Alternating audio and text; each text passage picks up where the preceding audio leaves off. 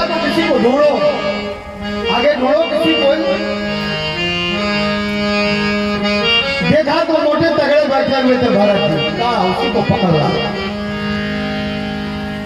इतना बड़ा सम्राट भरत रघुवर राजा की पालकी को कंधे पे ले लिया, लेकिन भरत जी जब पालकी को ढोने लगे, एक पैर यहाँ तो एक वहां, सामने अगर एक भी जीव आ जाए तो डांट जाते थे, चींटी भी उनके चरण से मरने नहीं पाती थी। एक बार मुझे रघुवर को सर में चोट आया, कहा कैसा चला रहे हो तुम लोग पालकी? तीनों ने कहा महाराज नहीं, भर्ती जिसकी हुई मोटा वाला वही बार बार उछल रहा है, इसको समझा रहे समझ ही नहीं पा रहा है। कुछ दूर और गए, चीटा दिखाई पड़ा, फिर कूदा भरत जी, जाकर ठोकर सर में लगा। बोले अभी क्या बताऊं कौन है ऐसा? बोले अब देखो ना ये मोटा वाला बार बार उछल रहा है महाराज, हम लोग क्या करें? कहा ठीक है, अभी इसको समझ में नहीं आ रहा मोटा मोटा है तो ना। भरत जी सोचे कि ठीक है, जो बोल रहे हैं अच्छे बोल रहे हैं। कुछ दूर जाने के बाद फिर उठे और जाकर के दागे ठोकर लगा और रघुवर पालकी से कूद गए। कहा तुम्हारी समझ में नहीं आता, इतने मोटे हो, तुम्हारी बुद्धि कहाँ गई है? तुम तो मुर्दे के समान हो, तुम्हें जिंदा नहीं रहना चाहिए, पालकी भी जोड़ना नहीं आता तुम्हें। भरत जी ने कहा आज तक मैं किसी से बोला नहीं हूं, कई वसंत बीत गया, आज मुझे बोलना पड़ेगा। हाँ आपने कहा ये मोटे तगड़े, मोटा किसका काम होना? मोटा होना शरीर का काम है, ये आत्मा का काम नहीं है। और आप एक बात ने कहा मुर्दे के समान, तो पालकी कंधे ऊपर रखकर जब पीछे मुड़कर देख करके जब वो कूदा तो दियो तद प्रावतम भरतो से दबेर भारा। मोटा होना पतला होना शरीर का काम है। राजन कैसे कर सकते राजन मोटा होना पतला होना? तीसरी बात आपने कहा जीवित ही मुर्दे के समान हो। अरे कभी शरीर थोड़ी मरता है, आत्मा मरती है। जब उपदेश देने लगे भरत जी तो रघुवर राजा भरत जी के चरणों में गिर पड़े कि आप कौन है महाराज? कपिल भगवान है, वशिष्ठ भगवान है, कौन देवता आप आइए बताओ, इतना बड़ा ज्ञान आप दे रहे हो, है कौन आप कितनी बड़ी बुद्धि, आप हैं कौन बताइए ना। आपने कहा मैं ठीक से पालकी चलाऊं नहीं, मैं तुम्हें दंड दूंगा, दंडा दूंगा। तो दंड दो ना, दंड किसे दिया जाता है? इस शरीर को दिया जाता, आत्मा को दंड नहीं दिया जाता।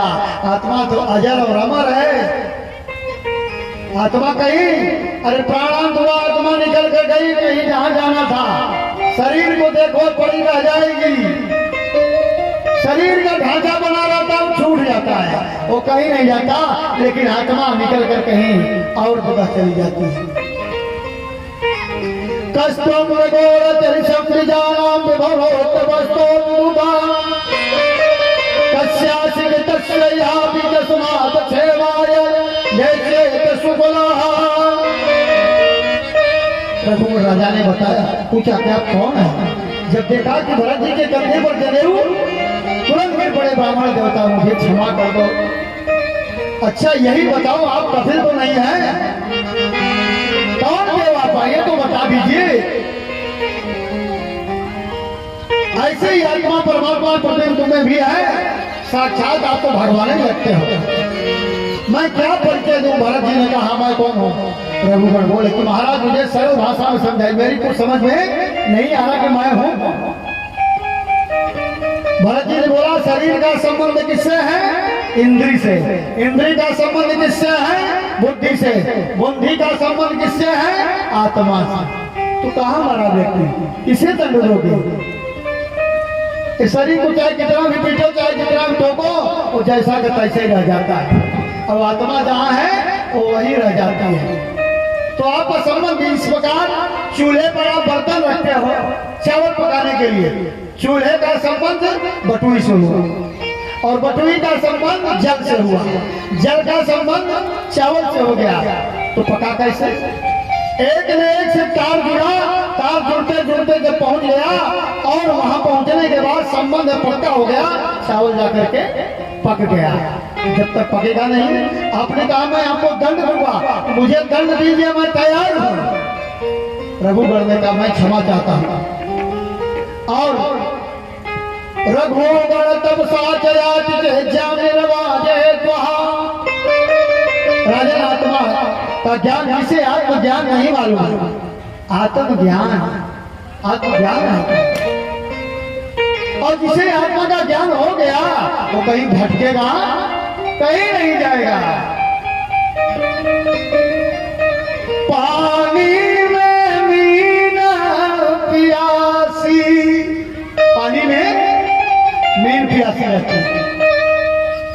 पानी में मीना प्यासी, मोहे सुनी सुनी आवत हासी। जल बिच कमल कमल बिच कलिया, तई पर भंवर निवासी। जल में कमल है, कमल के ऊपर भंवरा बैठा हुआ है। वाही बस त्रैलोक बसो है, तीनों लोग वहीं बसा है। यति जति सन्यासी, आत्म ज्ञान बिना नर भटके। कोई मथुरा कोई काशी, आत्मज्ञान। तो आत्मज्ञान जिसे हो गया, तत्व का ज्ञान हो गया, वह कभी भटकता नहीं है। इसलिए जब भरत के संग से हमारी इस भूमि का नाम भारतवर्ष पड़ा। 3 भरत हुए, शकुंतला के भरत, भागवत के भरत, मर्यादा पुरुषोत्तम के भाई भरत। सम्राट बने इस भारत के नाम से ही मेरे देश का नाम भारतवर्ष पड़ा। बोलिए सच्चिदानंद भगवान की जय हो। आगे चल करके राजा परीक्षित ने कहा भगवान अगर पाप अनजाने में हो जाए तो क्या करना चाहिए? अगर व्यक्ति अनजाने में पाप कर लेता है तो उसका भी तो कुछ काट होगा, कुछ उपाय होगा, कुछ प्रायश्चित होगा। सुखदेव भगवान ने कहा अनजाने में अगर पाप हो जाता है तो 5 जो है भोग, 5 जो है कार्य रोज करना चाहिए। 5 प्रकार के यज्ञ को व्यक्ति को रोज करना चाहिए। पहला काम, जब तावे पर रोटी धरना, पहली रोटी अग्नि को देना चाहिए, शक्कर और घी लगाकर। ये भी एक यज्ञ है। दूसरी रोटी गौ को, तीसरी रोटी कुत्ता को, चौथी रोटी दक्षिण तरफ, 5वीं रोटी भगवान के प्रसादी के लिए। 5 प्रकार का यज्ञ रोज करना चाहिए।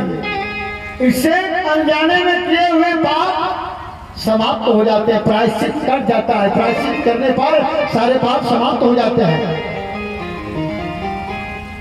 अतिथि सत्कार, रोज अतिथि सत्कार हो। कोई भी जात का आए आपके दरवाजे पर, उसे सम्मान देना हमारा कर्तव्य है। किसी भी जात का है, सम्मान देना, सम्मान लेना। और दूसरे के दोष को कभी मत देखना, दूसरे के गुण को देखना चाहिए, दूसरे के दोष को कभी नहीं देखना चाहिए। केचित् केवल्या भद्रा वासुदेवा परायण, अधम प्रबंधिका लेसा।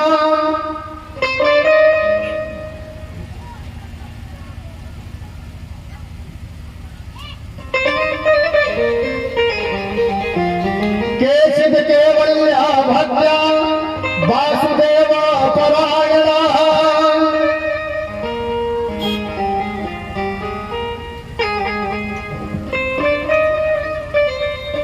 केचित् केवल्या भद्रा वासुदेवा परायण, अहं भवन्ति कार्येण श्रीहरिमेव भास्कर। प्रयास करो परमात्मा के चिंतन के बिन एक पल भी बीतने न पावे। पग पग पर, क्षण क्षण में यदि कोई याद आए तो भगवान याद आए। पैसा सब याद करता, घर याद करता, बेटा बेटी परिवार याद आता है, लेकिन भगवान याद नहीं आता। भगवान कब याद आते हैं? जब आपत्ति आ गई, विपत्ति आ गई, केवल भगवान ही याद आते हैं और दूसरा कोई याद नहीं आता। इसलिए राजन, एक राजा थे, पंडित जी थे, बहुत विद्वान थे, जिनका नाम था, बहुत मितभाषी थे, अजामिल पंडित। अजामिल पंडित बहुत विद्वान थे, सत्कर्म करते थे, जप करते थे, दान करते थे। एक दिन अजामिल पंडित चले गए घूमने के लिए जंगल की तरफ। वहां देखा एक गणिका को, सुंदरता को देखते हुए मन जो है काम में जागृत हो गया, मन में काम जागृत हो गया। उसके पास पंडित जी पहुंच कर दिख गए। कहा, ये देवी, जितना चाहिए उतना धन दूंगा, लेकिन तू हमारे घर चल। अजामिल पंडित ने कहा, जो संपत्ति चाहिए, धन, घर की मालकिन बना के रखूंगा, चलो मेरे साथ। अजामिल पंडित उस गणिका को, वेश्या को लेकर घर पर आ गए और घर पर आए। घर में अजामिल पंडित जी की पत्नी थी। वो गणिका जब घर में प्रवेश करना चाहा तो पूछा, ये देवी कौन है घर में आपको? ये कौन है? कहा, यही मेरी पत्नी है। उस गणिका ने कहा, या तो ये रहेंगी या तो मैं, इन्हें पहले आप बाहर निकालो, तब मैं रह सकती हूँ। पंडित जी दिख गए, पत्नी को बाहर निकाल दिया। पत्नी को बाहर निकाल दिए। अब वो गणिका जो कहती थी वही वो करते थे पंडित जी, जो जब पूजा करते थे भूल गए। गणिका ने कहा, वेश्या ने कहा, आज से तुम्हारा काम यही रहेगा, जितना धन इकट्ठा कर सको चोरी करके, बेईमानी करके इकट्ठा करो। अब रात्रि में निकलो, काला कपड़ा पहन के, काला पट्टी बांध कर निकलो, नंगी तलवार लेकर निकलो, धन इकट्ठा करो। पंडित जी ने दिख गए। सारा पूजा पाठ बंद हो गया। अजामिल पंडित यही कार्य करने लगे। जब यही कार्य करने लगे, घूमने लगे, एक दिन मथुरा वृंदावन से संत की मंडली चली। महंत साथ में थे, यात्रा में निकले हुए थे। जब अजामिल पंडित के गांव में पहुंचे, सूर्यास्त हो रहा था। तो वहां के लोगों से पूछा, भाई इस गांव में कोई विद्वान है क्या? पंडित जी कोई होंगे विद्वान? लोगों ने परिहास किया कि अजामिल जैसा कोई पंडित है नहीं इस गांव क्षेत्र में, बहुत बड़े विद्वान है अजामिल पंडित जी। संतों ने कहा, तो वहीं रात रुकेंगे, वहीं प्रसादी पाएंगे।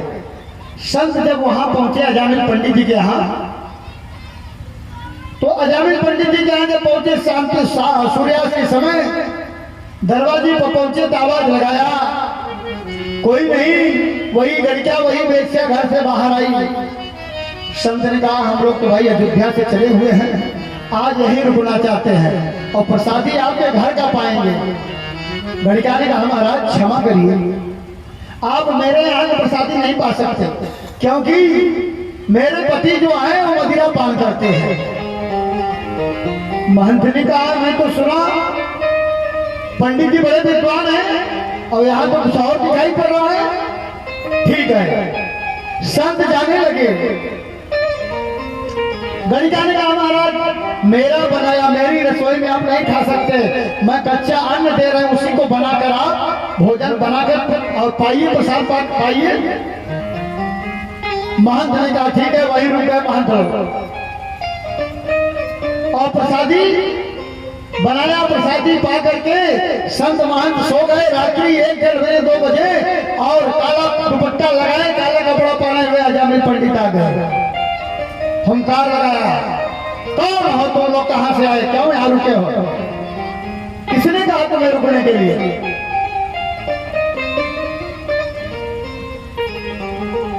गड़िया बाहर आई,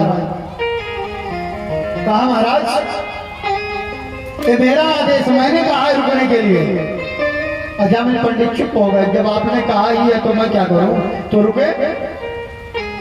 संतों के मंडली महंत ने कहा जिसका अन्न खाओ उसे कुछ दे कर जाओ, फ्री में न्योता नहीं खाना चाहिए, फ्री में किसी का नहीं खाना चाहिए, बिना निमंत्रण का मही खाओ, बिना निमंत्रण खाने वाला कड़ुआ होता है, और जिसके यहाँ खाओ तो एक माला कुछ जप के जाओ, नहीं कुछ आशीर्वाद दे के जाओ, कुछ दे कर अदायगी करके जाओ, फ्री में नहीं खाना चाहिए। महंत ने कहा पंडित जी, अजामिल पंडित जी, कहा क्या बात है? कहा भोजन के बाद क्या होता है? भोजन के बाद क्या होता है? बोले क्या होता है ये बताओ आप। कहा भोजन के बाद दक्षिणा दिया जाता है। तो वही बाकी है महाराज, ब्राह्मणों को दक्षिणा दे दो, सब अपने अपने घर चले जाएं। अजामिल ने कहा सरसी चिंता छोड़ना बाकी है कमांडर, दक्षिणा भी वही होगा, सब छीन लिया जाएगा तुम्हारा, नहीं जितनी जल्दी वापस निकलो यहाँ से। महंत ने अपने संतों से कहा कोई कुछ जवाब नहीं देगा, ये कुछ हुई का है, लेकिन इसकी अदायगी हमें करके जाना होगा, दक्षिणा लेना ही होगा। संत ने कहा, एक बार कहा, दो बार कहा कि महाराज दक्षिणा तो दे दीजिए। महंत ने कहा दक्षिणा में रुपया नहीं चाहिए, पैसा नहीं चाहिए, मेरी दक्षिणा कुछ और है। महंत ने कहा, अजामिल ने पूछा क्या दक्षिणा है? कहा 9 लड़के इस गणिका से हो चुके हैं, ये 10वां संतान गर्भ में है, मेरे कहने से आप 10वीं संतान का नाम केवल नारायण रख देना, यही मेरी दक्षिणा है, मुझे दक्षिणा पैसा नहीं चाहिए।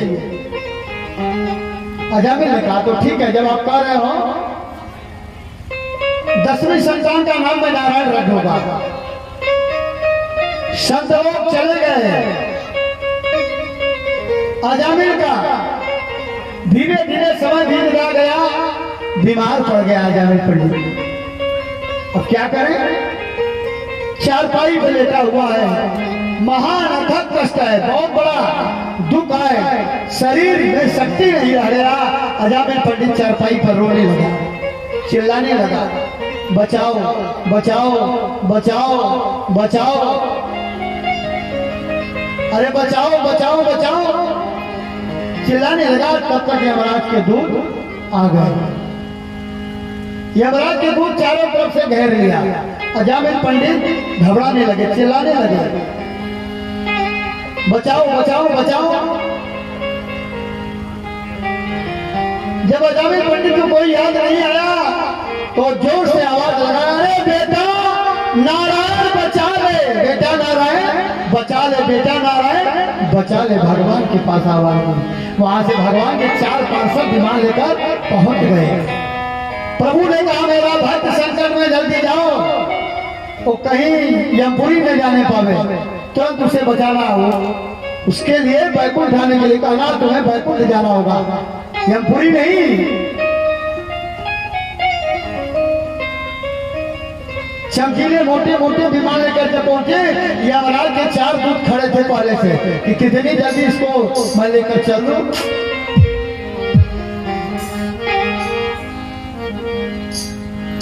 अजामिल देख रहा है दृश्य को, चारपाई में लेटे लेटे। भगवान के पार्षदों में यमराज के दूतों में आपस में बात हुआ, आप कहाँ से आए? बोले यमपुरी से।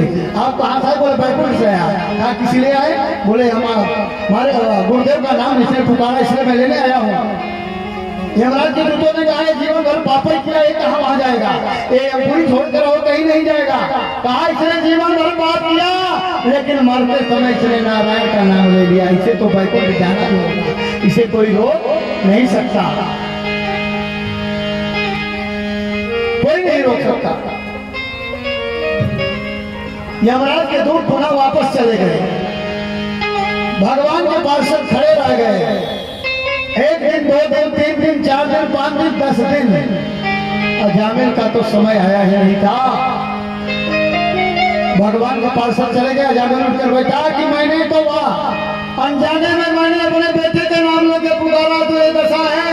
वास्तव में भगवान का नाम जो पुकारता है उसका भव से बेड़ा पार हो जाता है। हरे कृष्ण कहने से तर जाएगा, कृष्ण कहने से तर जाएगा,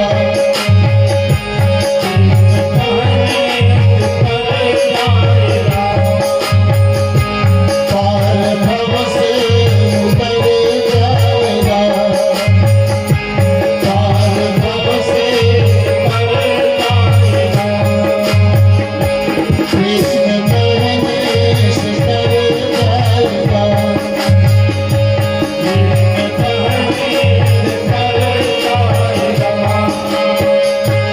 पार भव से उतर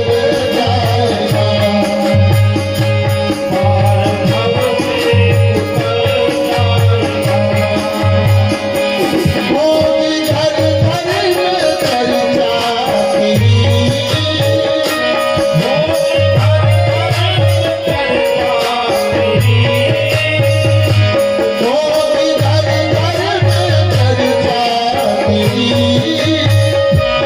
मोदी घर घर में चर्चा तेरी, जिस गली से गुजर जाएगा, जिस गली से गुजर जाएगा,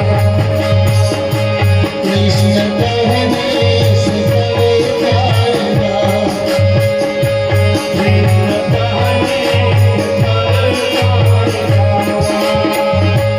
पार भव से उतर जाएगा, पार भव से उतर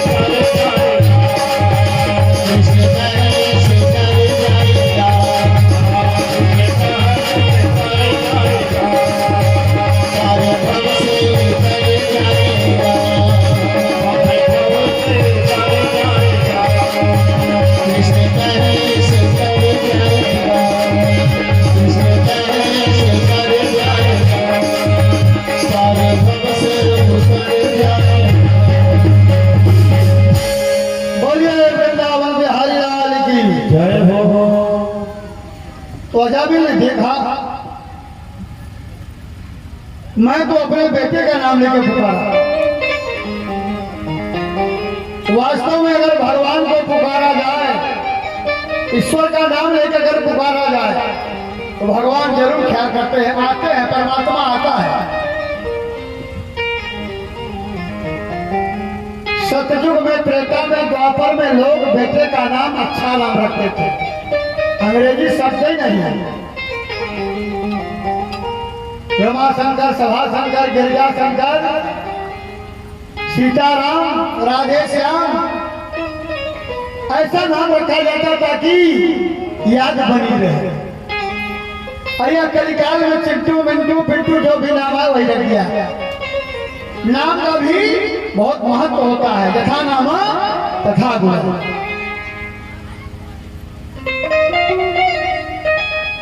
जानते हैं सुखदेव भगवान कहते, राजन संतों ने मुक्ति का मार्ग अजामिल को बताकर चले गए। यदि आप नारायण नारायण कहते रहोगे, अंत में भी नारायण ही याद आएंगे और तुम्हारा भी भव से बेड़ा पार हो जाएगा। घर में जो बड़ा पुत्र जो होता है, बड़ा लड़का जो होता है, बड़ा पुत्र जो होता है वो पिताजी को प्यारा होता है। बड़ा लड़का पिताजी को प्यारा, छोटा लड़का माताजी को प्यारा और बीच वाला भगवान का सहारा। उसे कोई न कोई सहारा भगवान का सहारा उससे होता है। बड़ा लड़का पिताजी को प्यारा लगता है और छोटा माता जी को प्यारा लगता है, बीच वाले को सहारा भगवान करते हैं, वो भगवान के सहारे रहता है। इसलिए कहा गया बीच वाले पुत्र के ऊपर परमात्मा की विशेष कृपा होती है, बहुत बड़ी कृपा होती है। क्यों? बड़े को पिताजी बुला के बैठा दिए, छोटे को माता जी, वो किसके पास जाए? तो भगवान ने कहा तुम मेरे शरण में आ जा, तेरा काम कभी रुकने वाला नहीं है, तुझे कुछ होने वाला नहीं है, तू मेरी शरण में आ। और संत के पास जाने के बाद संत ही सुधार देता है और संत ही बना देता है, संत ही बचा लेता है। पुत्र नारायण को पुकारने से अजामिल का उद्धार हो गया। भगवान का नाम ले, चाहे उल्टा ले हो चाहे सीधा ले, कम से कम भगवान का नाम तो ले। उल्टा नाम जपे जग जाना, और बाल्मीक भय ब्रह्म समाना। भावक भाव अनकयाल सहो, और नाम जपत मंगल दिशि दसहो। भाव से गाइए, प्रेम से गाइए, क्योंकि अजामिल का मृत्यु समय आया, उसने जान गया, आत्मज्ञान हो गया कि मैं तो चिल्ला रहा था बेटे के लिए, बेटा तो बचा ले, नारायण बचा ले। यहाँ तो भगवान के पार्षद आ चुके, विमान आया था। केवल इतने कहने में इतना हुआ, अगर हमेशा राम लगा के रखोगे तो 24 घंटा विमान खड़ा है आपको ले जाने के लिए। तैयारी तो करो, जाने की तैयारी तो करो, लेकिन जपो। दूरे किरण का स्वस्तम पुत्र नारायण वयम, पलाविते नरहोतम जुहावा कुलेन्द्रिया। बड़ी समझने की बात है, मृत्यु के समय व्यक्ति जब तड़पता है ना, चिल्लाता है, हाय हाय करता है, हाय हाय हाय हाय हाय करके चिल्लाता है, पुकारता है, लेकिन कोई सहारा नहीं देता। इसलिए सर्वे पद्म पलासाक्षा, सर्वे पद्म पलासाक्षा, पीठ कौशेयवाससा, किरीटिन कुंडलिनो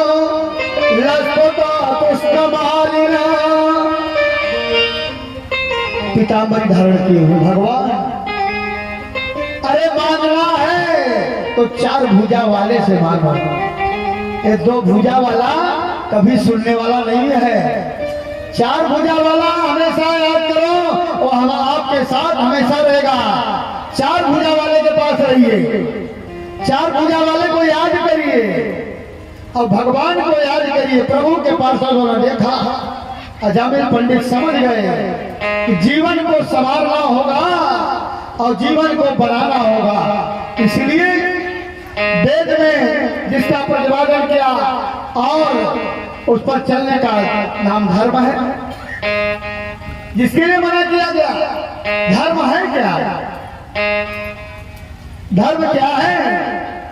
4 बार नहाना धर्म नहीं है, उपवास करना धर्म नहीं है। धर्म क्या कहता है?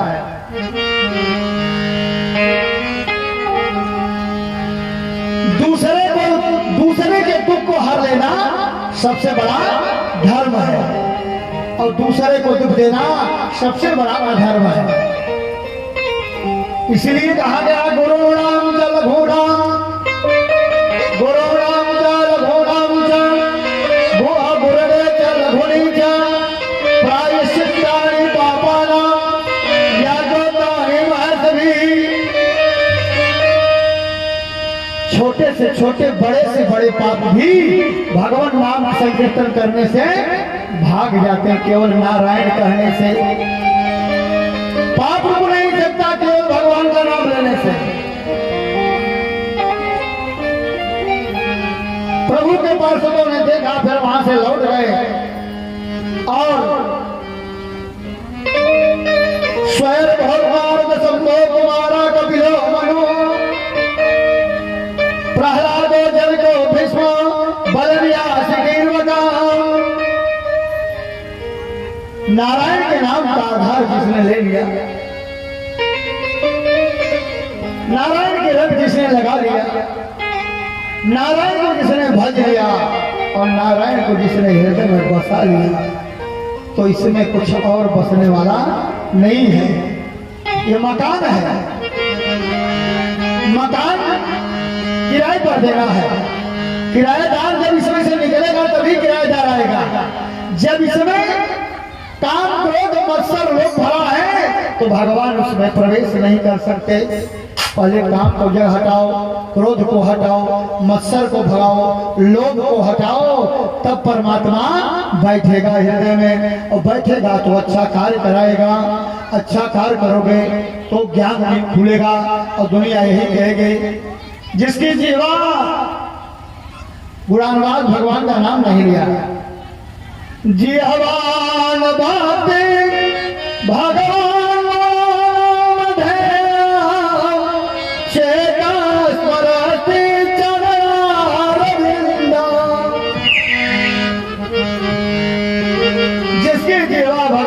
चरणारविंद को नाम नहीं लिया, याद वो नारकी है। कृष्णाय नवति दक्षिणम एकदा पीताल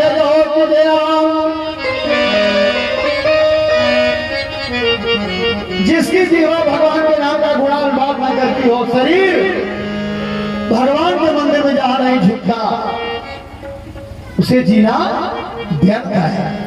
मानव तन भगवान ने दिया, भजो भजाओ, सीखो सिखाओ, पढ़ो पढ़ाओ, दान ले दान दो। यही धर्म कहता, यही शास्त्र कहता है। ये नहीं कि महाराज लेते जाओ, महाराज यजमान दे रहा, महाराज लेते जा रहे हैं, इकट्ठा किए जाओ, अरे एक दिन तो भोगना पड़ेगा। तन पवित्र सेवा किए कर पवित्र कर दान। तन पवित्र कब होगा? सेवा करने से। शरीर की शुद्धि दान करने से। हमको आपको पूरे संसार को भारतीय संस्कृति ने लिखा है कि 10वां दान करो। कौन करता है? कोई नहीं करता। 10वां हिस्सा दान करने के लिए कहा गया। दान करो, दान बताओ मत, दान लिखाओ मत, दान चिल्लाओ मत। यज्ञ दान तपा कर्म पावनान मनीषी राम। यज्ञ करना कराना और दान देना दान लेना। दान लिखवाया नहीं जाता, दान बुलवाया नहीं जाता, दान चिल्लाया नहीं जाता, दान किसी को बताया नहीं जाता कि हमने आज महाराज को 20,000 दिया, 25,000 दे दिया बा। जिसको बताया वो भी पुण्य का भागी हो गया। आप चोरी करके आए, किसी को ठग करके आए तो न महाराज को बताए, न घर को बताए, न किसी को बताए, सीधा घर में गए और घर वालों को बताया, सब पाप के भागी हो गए।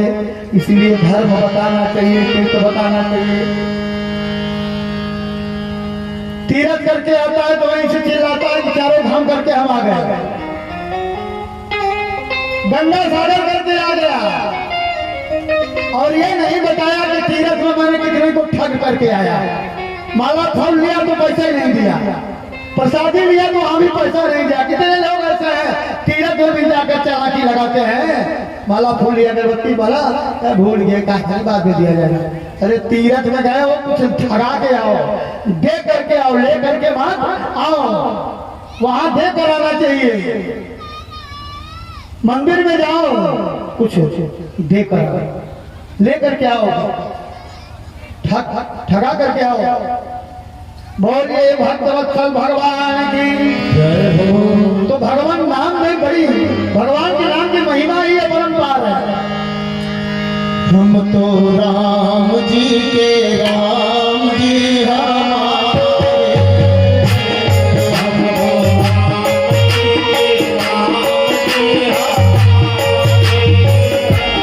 हम तो राम जी के राम जी हमारे, हम तो राम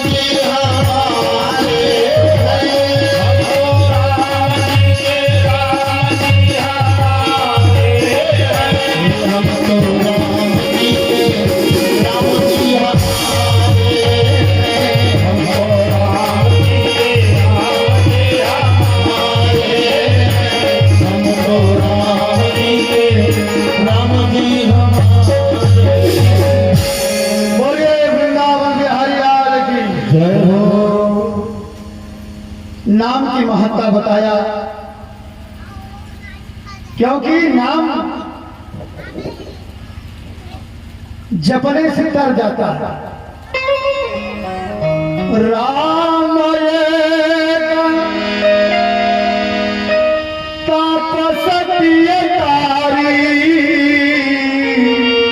और नाम कोट धर कुमति सुधारी। कहूँ कहाँ लगी नाम बड़ाई और राम न सकई राम गुण गाई। मर्यादा पुरुषोत्तम अपने नाम के गुण को भी नहीं जान सकते, नहीं जा सकते। भगवान के नाम का महत्व हर पद हर क्षण दे लीजिए, जपते रहिए, सोते रहिए, जागते रहिए। लाखों पापी तर गए केवल भगवान नाम संकीर्तन करने से। बोलिए भक्तवत्सल भगवान की जय हो। राजा परीक्षित ने कहा, भगवान भ्रांति दूर हो गई, जो आपने बताया था मेरे मन में जो भ्रांति थी वह दूर हो चुकी। आगे दक्ष प्रजापति प्रसन्न सुनाया, 11,000 पुत्रों को व्यक्त होने का कथा सुनाया। देवता लोगों की सभा में गुरु बृहस्पति का अपमान हुआ।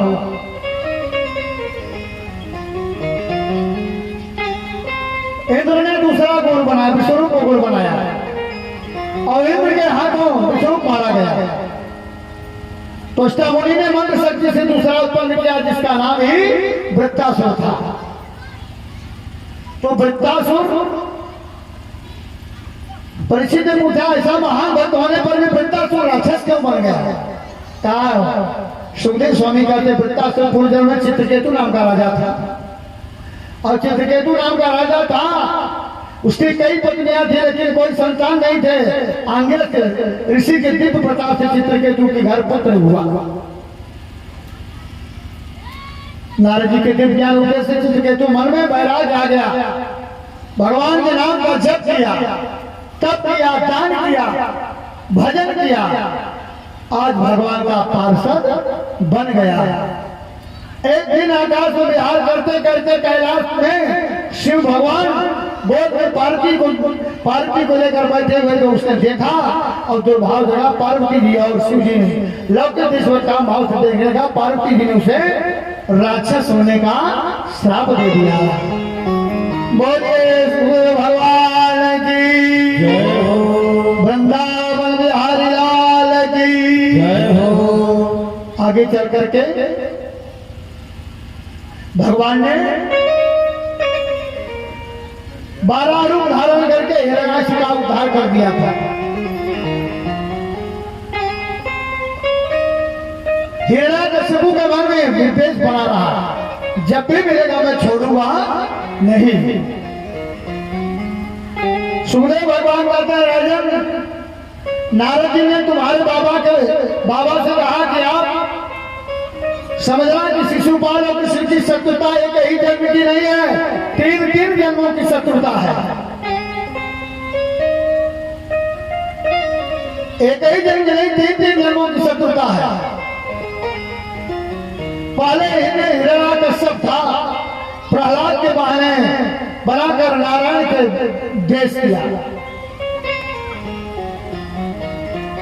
दूसरी बार शिशुपाल रावण बना, जानकी मैया के बहाने राघवन से बैर कर लिया।